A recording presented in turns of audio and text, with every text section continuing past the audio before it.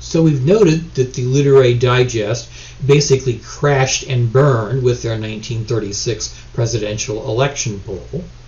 The question now is, what went wrong?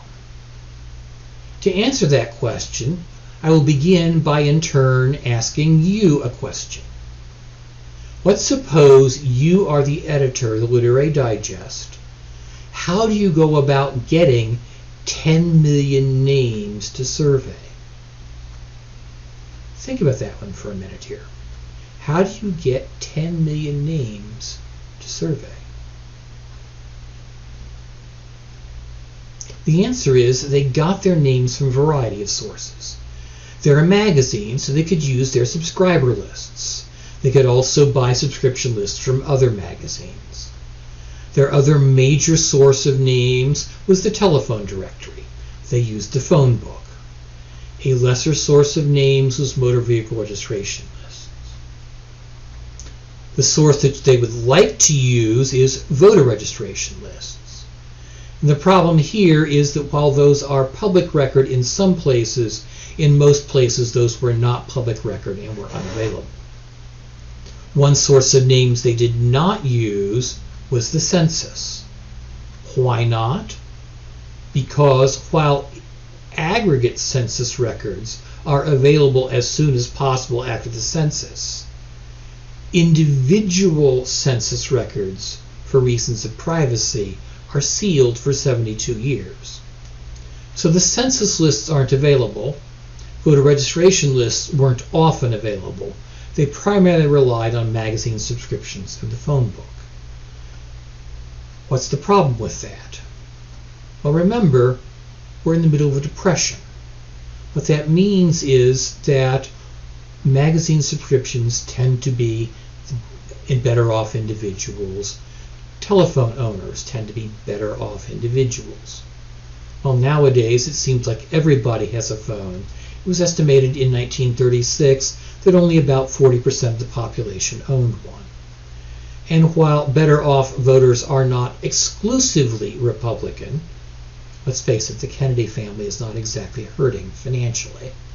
Nevertheless, there is a tendency, especially in the 1930s, for better off voters to be more likely to vote Republican. In other words, we had what statisticians call a biased sampling frame. The sampling frame, the list of names we use to get our to send our surveys to, was biased, was not representative of the population as a whole. So that's the answer you generally hear. The problem is, it's incomplete. While that was part of the problem, it was also the case that Literary Digest had run polls in the past using the exact same methods and had gotten those surveys correct. So what's different in 1936 that's causing those bias sampling frame to cause them problems? The other issue at hand is the fact that while they sent out 10 million surveys, they only got 2.2 million surveys back. In other words, we have a problem with non-response bias. The people who did not respond to the survey were different from the ones who did. Notice the non-response isn't the problem. Once again, they had that in their previous surveys.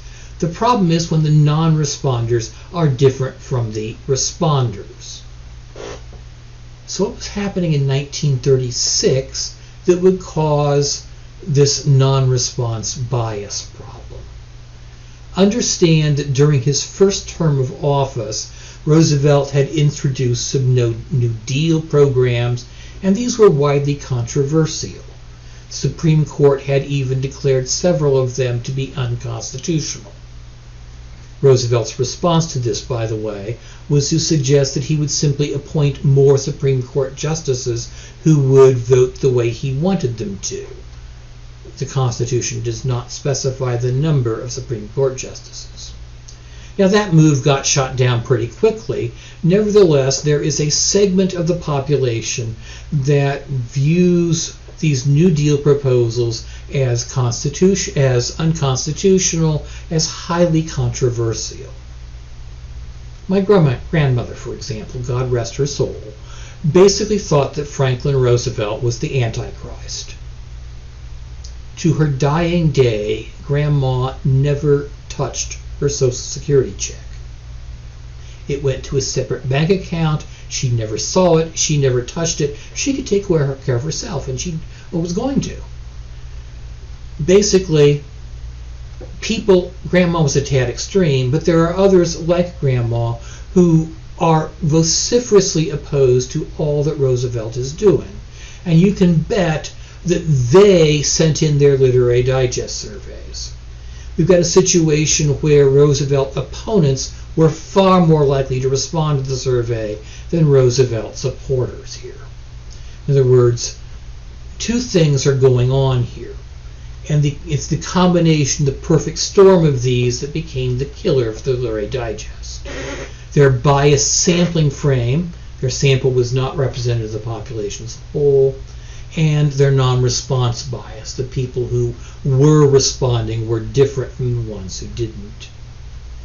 Gallup didn't completely get away from these problems, but he had a sampling frame that was more representative, and he took more efforts to reduce non-response bias in his surveys by doing some follow-ups. So that's basically what went wrong with the Literary Digest survey. Two answers.